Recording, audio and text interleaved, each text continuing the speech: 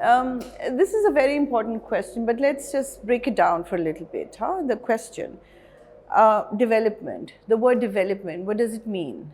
And why have we started associating the word development with advancement of or Haussmannization of a city, or random growth of the city, and not being able to address the other aspects of development, right? So for example, the health of the city is also a form of development, right? If we are going in a certain way, in a certain direction. I think to address the health of the city, we have to look at the city holistically.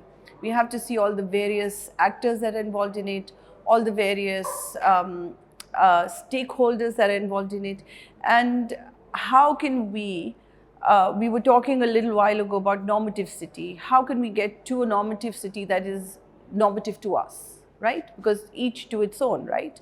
So for Lahore, which has been the cultural capital of undivided India forever, it is still a very powerful cultural capital, and heritage buildings are part of that infrastructure. I think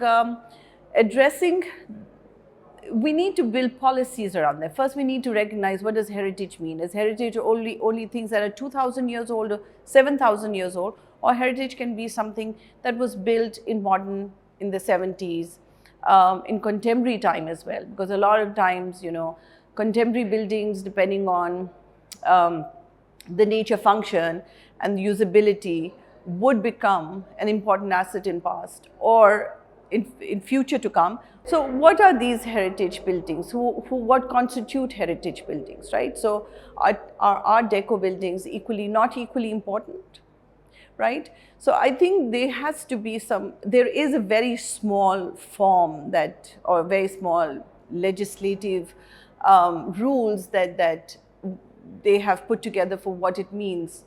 And that is mostly for developers to be able to take down those heritage sites in order to actually build, because these are always capital sites, right? And they have incredible potential, because as the city is advancing, these sites are becoming the center of the city, and therefore incredibly important, and for developers to actually have leverage to demolish them and to rebuild in those sites. So I think we need to take a good 360 view of these buildings. We need to engage with experts and then save these.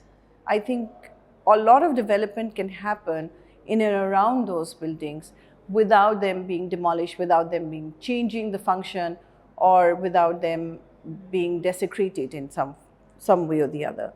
So in terms of heritage sites, I think it's a very simple solution, not same solution kind of fits all, but it is something that we need to have a more robust policy. So as part of a city, I think cultural heritage is also very important, or equally important. Many times we overlook those while we're doing the city is going through all kinds of random development, or different stakeholders' investment in the city.